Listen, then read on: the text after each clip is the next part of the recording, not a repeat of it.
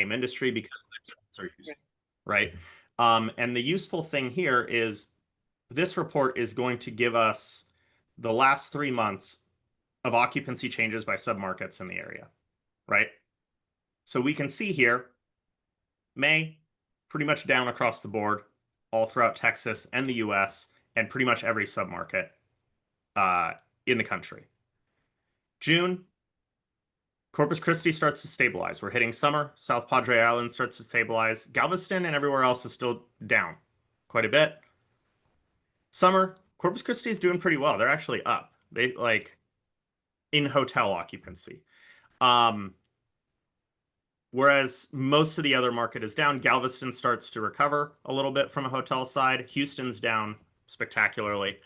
But this can be kind of interesting to see what's going on in the hotel world because their occupancy situation usually is gonna, it's not going to be the same as ours, but it will give us some indicators of what's going on when explaining what is happening. So pretty interesting here. A lot of this being down early in the year, a little bit of summer recovery. One thing I did notice, I don't have the article pulled up, but there was some articles about Corpus Christi where their receipts on like taxes were really high this year. They collected a lot. There was a lot of visitors. The question is whether or not the supply absorbed that, and that's what we'll try to answer when we look at some of the Wheelhouse data, right? I don't think I couldn't find a lot of information showing that Corpus Christi was building a lot of new hotels, but I wasn't totally sure. Other little interesting pieces of data that I found, this is kind of interesting here. So keep in mind, this was in July this was the July report that they released. Their August performance was looking quite a bit different than their July performance. July had Corpus Christi up, Galveston kind of stable. August preliminary pacing was Corpus Christi and Galveston were both down. So pretty mixed story. And that's actually kind of a story that we've seen across the country in market data is across the board, everybody's pacing behind through the spring. Some markets recover in the high summer. As we've gone into August and definitely into September, we've seen everything start to drop off again and start to be a ton of pressure on occupancies as we get like especially in September. All right. Any questions or thoughts so far? No, no, pretty consistent. Yep. Okay, so I'll start with the Corpus Christi one, and then we'll move over to Houston, Galveston, Roberto. This is a Wheelhouse market report. Let me grab a pen real quick. You see that? Okay, so this is a Wheelhouse market report. These are going to be pretty high level. You can see that we're covering quite a bit of area. Most of the listings are right here, but this is kind of like our top level view, which I think is really good for just getting to understand kind of trends and general things. We do have another view that allows you to build kind of custom market reports for very, very specific regions. So if you wanted to look at a specific area around your property, you could. But for now, I'll stay on this kind of high level trend perspective. And I'm going to click on this trends graph, and we can kind of see what's going on in an occupancy perspective year over year and month over month. This is a view I really like, mainly because, sorry, my computer's locking up suddenly. This is a view I really, darn it, come on. Sorry, getting myself distracted. This is a view I really like because it's a pretty simple view and it gives you a lot of information. I think occupancy is a really good kind of surrogate for demand. Not only that, this is a view that I think is shareable with owners to kind of understand what's going on, right? In the sense that like there's a lot of KPIs you can share with owners, but an occupancy graph is something they can usually understand. If occupancy is down, things are usually not very good. If things are up, things are usually going pretty decently. So you can use that to communicate what's kind of happening. Now, when we look at this 2024 to 2025, Corpus Christi has had probably more stability from an occupancy perspective than really any other market I've looked at this year. There's not a ton of pressure through the spring. Now, at a market level, you can see that occupancies are pretty low outside of the summer when we look at the entirety of the market. So even though there's not a ton of pressure, we do see a little bit here in March. That is made up for in April, but those occupancies are never really hitting super high peaks. But that is probably the big difference here to the rest of the country and almost every other market is you don't see the consistent pressure. I'll pull up Galveston real quick and Houston. We can kind of see just as a comparison. Very different situation there. Galveston, Houston area sees things being pretty kind of stable January, February, which is consistent. And then once we hit March, there's just consistent pressure on the occupancy across the board. Right. So this is following almost the national trend, where we just continue to see that pressure. Now, Corpus Christi does match some of their own data we saw in the hotel world. We start to see some increases and some stability across the summer. In fact, July is up quite a bit. It looks really, really strong. I don't know what Corpus Christi was doing to basically drive such strong travel in July, but that what appeared in their own data here on the hotel side, and it's also appearing here for us on the vacation rental side. So lots of visitors, increased occupancy, and that seems to continue into August. Now, looking forward, we have pretty low occupancies going forward into the rest of the year. The big benefit of like low occupancies is you don't need to book much, but it does mean a lot of people are unbooked. So there's a lot of opportunity to potentially make up for any shortfalls before if you can just take the market share. But overall, the pacing here is pretty much on pace. So Corpus Christi, when I pulled this up, in Rockport, and this includes Port Aransas as well, they're pretty much all on pace for like, so September's on pace. We're over halfway here. We have halfway left. Now there's a lot to book. So this is a really short-term market. The fact that like normally, if we look at this, normally my heuristic is if we have half of what we had last year on the books at the start of the month, it's going to be you're at risk of not hitting it. That's normal for this market. And we only have 2 weeks left. So very, very, very short-term market as we get into the rest of the year. I think that these are also fairly short-term as well compared to some other markets that have like really, really long booking windows for their really high season. But the short answer here is September, October, November, the market level is on pace for occupancy. Now, we can slice and dice this a little bit. We can look at the highest performing groups where we see this is like the top 20% of properties. Pretty similar trends. We see that really they haven't been under pressure most of the year. Occupancies are higher in general across that group. But still, January, February, April, and the end of the year are pretty low occupancy.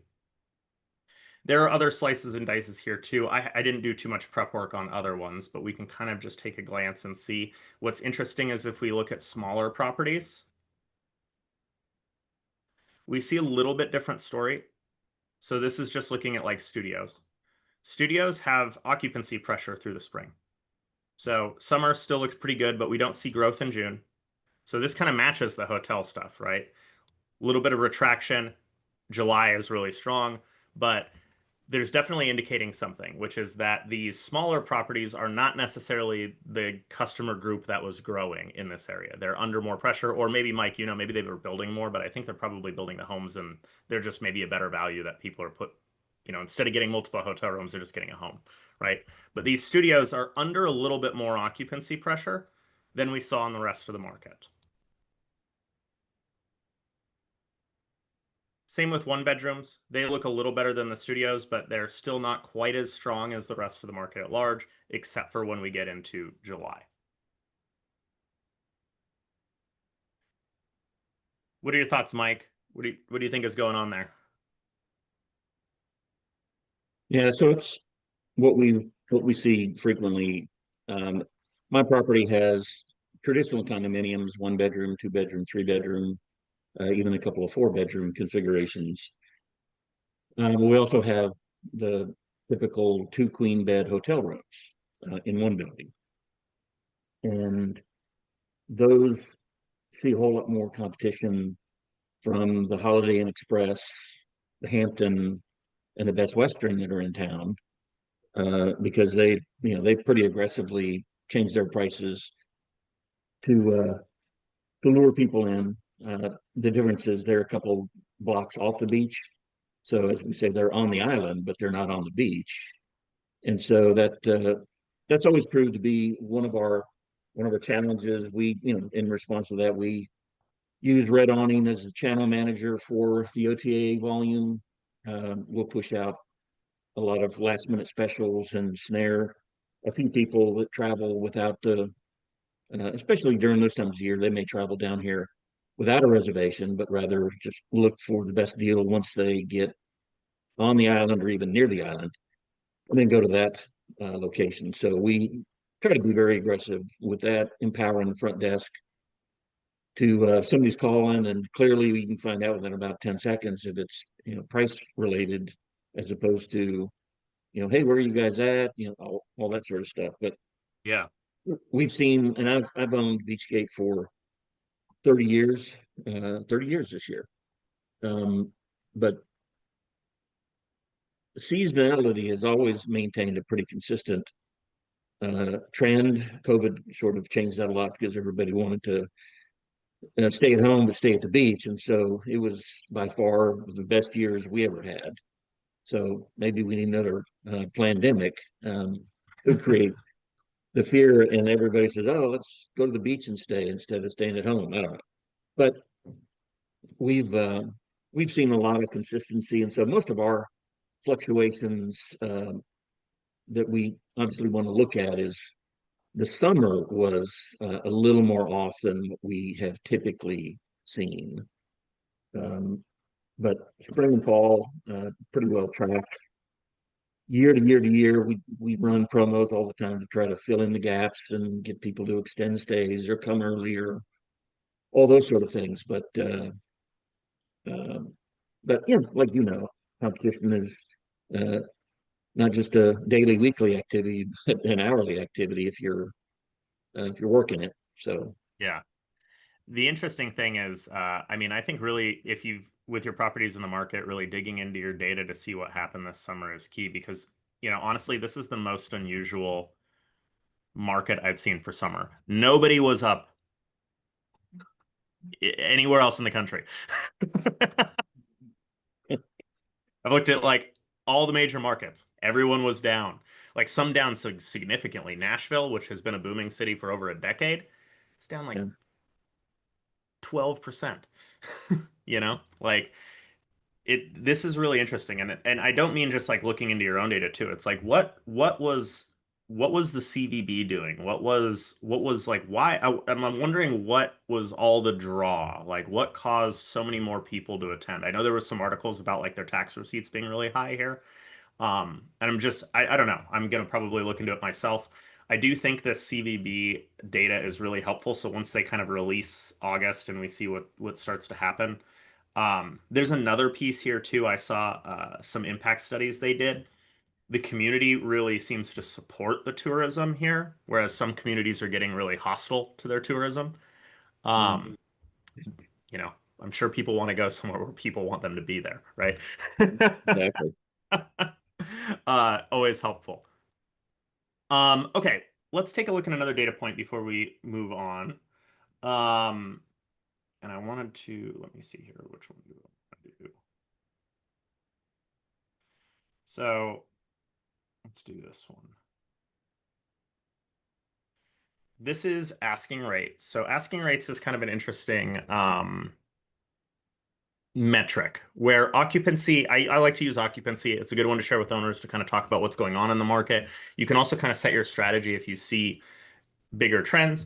Asking rate is like the other side. It's what is the supply doing? How is the market actually responding to what's going on?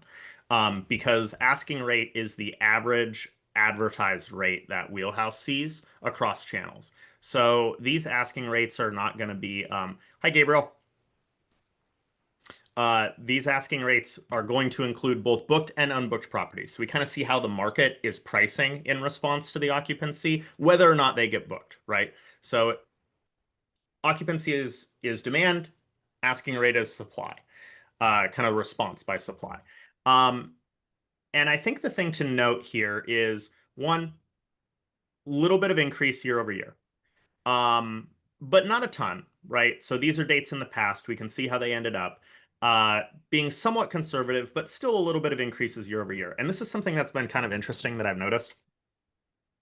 A lot of markets across the country, and especially in the hotel world, where you see drops in occupancy, or you still see a little increase in ADR. So people are still kind of like absorbing the inflation uh, into the pricing, is the way I would describe it. Like when we look at the post-COVID thing is interesting. It's like all of this money was pumped into the economy through corporate job benefits and I guess stimulus, but that's actually the lowest part, I think.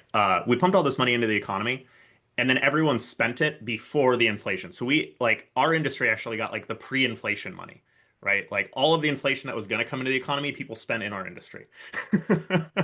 Then it's built up, but our prices haven't been able to rise with inflation because we got that rise earlier than everyone else. We kind of saw it first, you know, through the demand, is the way I kind of think about it. I'm sure an economist would kick me and tell me that's not how it works, but that's how it seems to me. Um, we still see a little bit of pricing growth across most areas. Even in the hotels where I think they're much more conservative, and that's where you see it kind of the most. Gabriel, since you're just joining us, I do keep pulling up this other data point that I think is helpful. Corpus Christi's Visit Corpus Christi releases a monthly report. They trail a little bit, but they actually show a lot of different submarket data here. So it's great. It's hotel data, but it's a great kind of backer to what we're talking about as a separate source. And we'll send these links out afterwards. I think it's really great. So you can see that trend here, especially in the hotel world, where there's a lot more red on the occupancy side than there is on the ADR side. Even though there's pressure on the occupancy, they're still pushing up ADR a little bit. And I think we see that much more on the vacation rental side. In fact, vacation rentals tend to be pretty overpriced, in my opinion. I think our industry as a whole still overprices our supply. There's reasons for it. One, there's a lot of smaller operators. There's a lot of homeowner operators, and they aren't really pricing.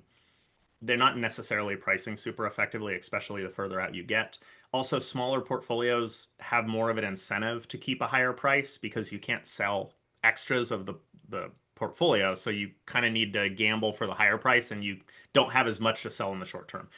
Bigger portfolios tend to be much more conservative with price. And this is something you'll see when you look at like, you know, uh, Avant Stay or Vacasa or these other big operators. They're going to be much more conservative on price because they just can't afford to enter the short booking window with and hope to fill all of their listings, right? But what that means is we tend to see prices look a little high further out. And when you get about 2 or 3 months out, prices in the market are almost non-competitive, right? Like we know that the way prices are ending is within a few percent of last year. When we look out October and beyond, so like 30 days, 45 days, the price premium is super high. What that means is that's actually an opportunity for professionals. And this is why professionals tend to overperform the market is if the rest of the market has these premiums up, and I think a lot of people have also left their premium strategies in since COVID. we Revenue managers have been saying since early last year, start removing those premium strategies. The market does not look like COVID anymore. You need to put stuff on earlier. But those strategies are still in place in a lot of companies. And what that means is if you're looking out 60 days, you can start to take market share if you just make sure your pricing is competitive to what you are ending up doing. So if you know that you're consistently dropping your prices 20, 15, 20, or 30% within X amount of time, just stretch that out a little and start dropping a little earlier, just so that you don't have to be like as low as you're going to go. You just have to be lower than everyone else for anyone who's looking, right? Now, Texas markets have very short booking windows. It's not like you're going to fill your portfolio unless you accidentally price it like $10 or something. But I do think that that's kind of a consistent story as I've looked at these markets. We see that vacation rental product is generally overpriced, especially if you go more than like 60 days out. you have an opportunity if you just kind of look at where you operate historically and make sure your price is within 10% of that to start out with, just to take that extra market share. And this is what you see. You see this happen in the highest performers quite a bit. So if I flip this to the highest performing properties, so the top 20% in Corpus Christi, one, you can see that those highest performers are a little bit more conservative across the board. They're driving more occupancy than everyone else. They still have premiums, but those premiums have dropped a little bit through October, whereas before. So this market is still keeping pretty high premiums. I think it makes sense given the performance this summer. But these premiums are really high in October and super high in November, despite being low seasons. They drop a little bit when we get into the high performers. So the high performers are edging down a little bit, being a little bit more conservative. Not a ton more conservative, though, which means, I think if you're making sure your price over the next quarter is at least in line with some relation to your historicals and doesn't just have like a massive increase, you position yourself much better to just take that extra maybe 5 to 10% of occupancy that does book over the really early, like, 60, 90, 120-day window.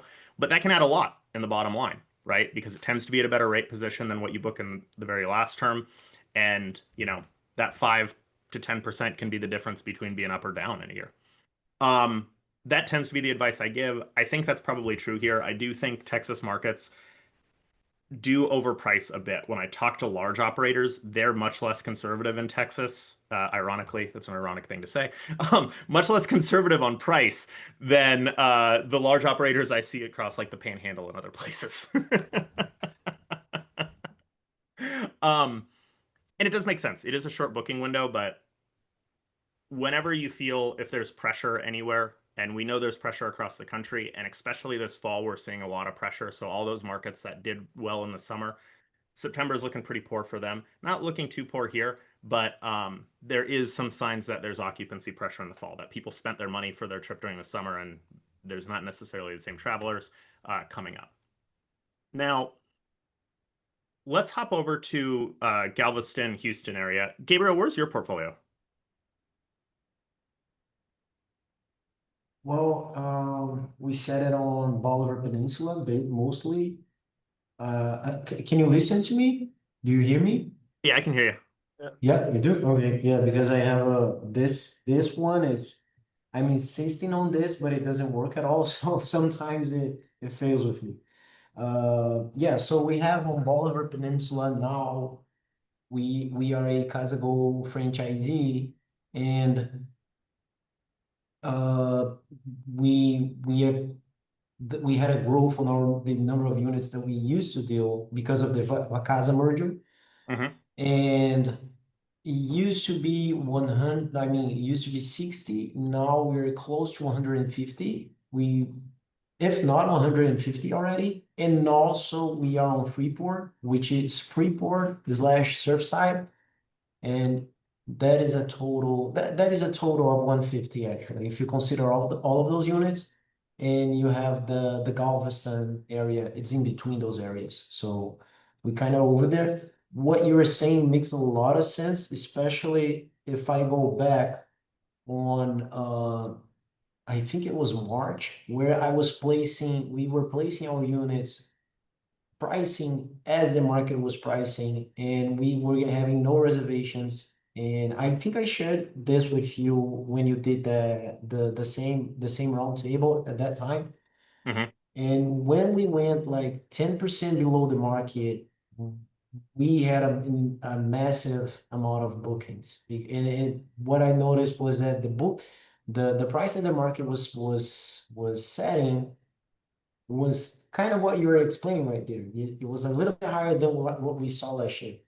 And when went below that, bookings came with us. All of the bookings came with us. We got a quite huge number of reservations for a short time. And we are seeing that right now. We are analyzing the portfolio, the price is aligned with the market, but we don't see the bookings coming. So maybe we have to do that again, go a little bit lower, set the price 10%, maybe 15%, and also check previous data, historical data, to see if we can be more in line with what we priced last year, last September, last October to be more effective. Yeah, there's a kind of a advice we give to revenue managers, kind of enterprise and mid-market revenue managers, and a lot of these do that without our advice, especially at the enterprise level. But generally speaking, when people do like their, around the fall, revenue management teams usually get together and are like, even though they're using systems that generate the rate, they tend to do like a review of the last year and kind of set their strategy for the next year, right? They're like, okay, we're going to review our data.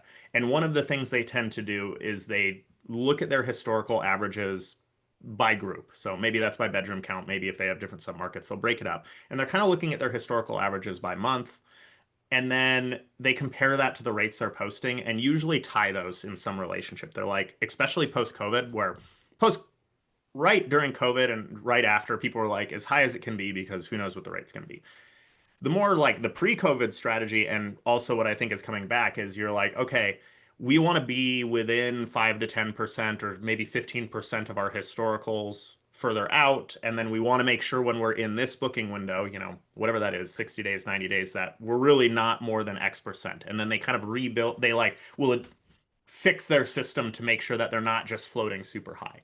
A lot Yeah. of enterprise teams have done that starting around the end of last year when we first saw early pressure in markets on occupancy last summer, like, or 2 summers ago, I guess now.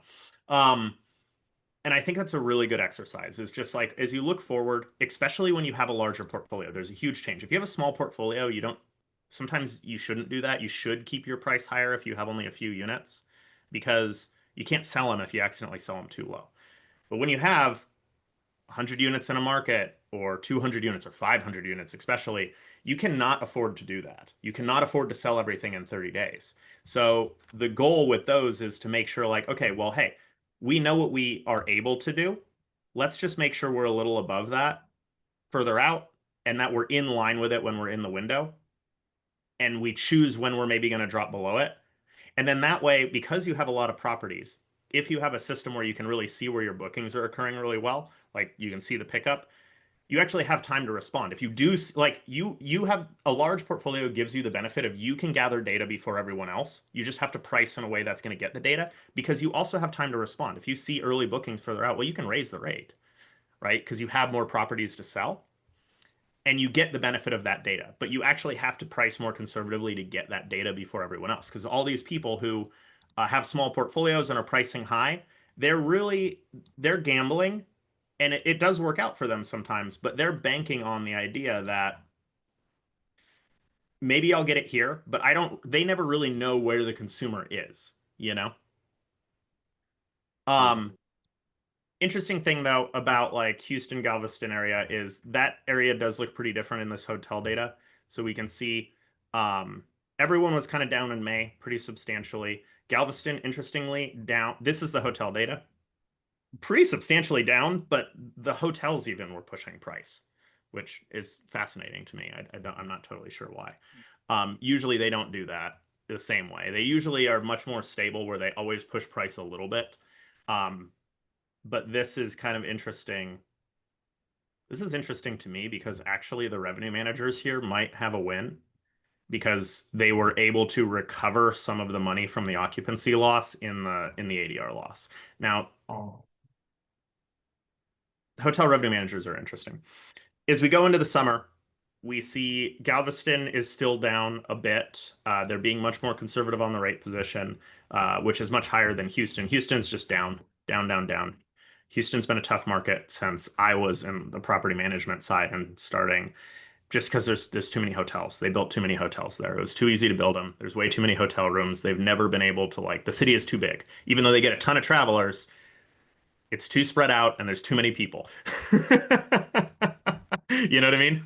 Like, and there's too many yeah. nice hotels. There's so many nice hotels there that the customer has a million choices and it's hard. But they're down. I kind of have that feeling for Bolivar when we like there at this moment it seems that the customer is only getting more options, so it's getting a little bit harder for us. Yeah, when I was at Stay Alfred, we did a lot of underwriting in Houston, and uh, you know, our sales director was able to convince our CEO, but I had actually didn't. I had declined the deals because the real estate is too nice. Like the real estate prices were not cheap, but there's so much hotel competition that hotel rates were low and like and that was true 10 years ago. And it's still true. Like and that was the period where about 10 years ago where like they actually had a number of hotel projects sell at a loss that had just finished. Like they had just built the hotels and the company sold them at a loss from the building cost. Wow. And I don't think the situation's changed because there's too many hotels. So Houston's rough. But Galveston does start to recover a little bit in July on the hotel side, which is good. Doesn't see quite the increase that Corpus Christi is, but I think this is a trend we've seen across these southern vacation rental markets is people do want to travel despite consumer confidence being very, very low. People do want to take trips. They still express a high desire to travel. I don't know that they will take as many trips, which is why we're seeing pressure in the spring. We're also starting to see pressure in the fall across a lot of markets too. People don't necessarily want to take a lot of trips. Um, but I also think part of that is they're only going to take trips within their budget. So if the market is just priced in a way that's not reflective of what you actually expect to get, you're potentially just turning away customers who might make a snap decision to travel. That's the thing. It's like summer, people planned for travel, it was more stabilized. In these shoulder periods, I think people are like, well, if I have the money this week and I have the time and I can afford it, maybe I'll go. But it's like it's like all the snacks that are at the aisle when you're checking out, you know? You'll buy it, you're like, oh, hey, 3 candy bars for $1, I'll buy that, you know? But that means you gotta have the Yeah. price out there when they're looking. Mhm. Um, You know, what one thing that really impacts, I think, Roberto, Gabriel. I mean, Houston, Galveston, Port Aransas, Corpus, we're all coastal properties, and so in the shoulder season, spring and fall, especially winter, I mean, they're actively looking at, well, what's the forecast for, the coming weekend, weekday, yeah, however they can travel. Because one thing people don't typically think about when it's cold and rainy outside is, man, let's go to the beach this weekend.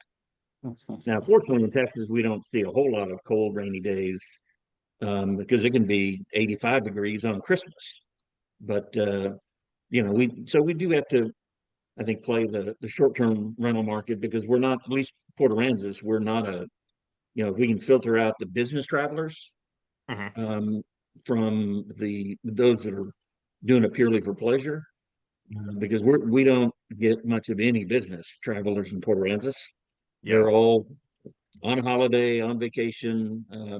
I bet in 30 years I've maybe seen a dozen business travelers, but those are the savvy ones that have stayed at my property before. And so they said, well, heck, it's only 30 minutes from Corpus, where my meetings are. Um, I'll drive out to the island every day. So I mean, it's not an undoable deal. It's just a little bit harder pull because Yeah. most people traveling on business, they're young and they're stupid. I mean, not stupid, but ignorant of how they can finesse travel for their own benefit. And so, you don't have to eat um, in the hotel. You could eat seafood fresh from the Gulf on the island, as opposed. I mean, it does involve an easy 30-minute drive into your meetings, but it's a lot easier to grab people that are looking to go to the beach. yeah. So Yeah, and my guess, knowing that like a lot of these Texas coast markets are really, really high seasons. Like when we looked at the springs don't have like the Panhandle kind of. I mean, the Panhandle expects more out of the spring than they'd get the last like 3 years, but they don't have that big bump, and they don't have that big fall bump that comes from all the students in the same way. There's still some strength there, but I think you know Texas shoulder seasons are going to always be pretty short notice. So even if your position, I think it's good practice, especially in an any kind of enterprise portfolio, to just revenue manage that way more conservatively. You're only going to be able to move the needle so much, right? We're talking about a few percent, but a few percent can be a big difference when markets are really tight, right? Um, because you're right, Mike, that you're not going to be able to change the true demand trend of the consumer in those time periods. Um, Looking at Houston, we do see this one does include both Houston and Galveston right now. We do see that they've been kind of under consistent pressure across the board. I do have one with just Galveston. Um, this is kind of one of those custom sets I built, and we do see that trend that was visible in the hotel data, where the Galveston and the beach stuff is looking much stronger, particularly around the summer. Whereas the actual city of Houston is dragging down these averages quite a bit, right? Um, and I think that makes sense, right? What it does mean though is I don't know, you know, potentially it goes the other way, Mike, as if those like for here, if those properties in Houston are really, really cheap, there might be some people who are going to focus on that value over. Mm. Now, I don't think you have that problem in the fall because beach markets aren't going to be super strong, but I am curious to see if next year the city properties actually do some things, especially the nice hotels do some things to try to compete with the beach properties in some way.